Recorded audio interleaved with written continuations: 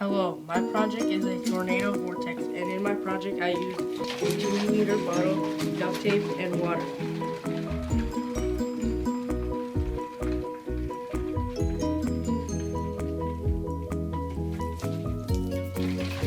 Tornadoes form from thunderstorms. You need warm, moist air and cool, dry air, and when these two air masses meet, they create instability in the atmosphere. Wind changes in direction, and wind speed increases with height. There is horizontal spinning, which forms it to look like a vortex.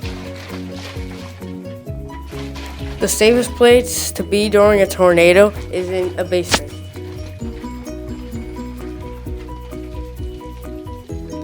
What did the tornado say to the other?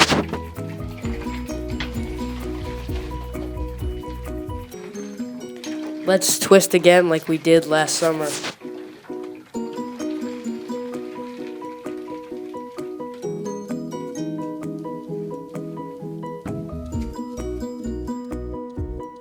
Prove that I'm not a robot.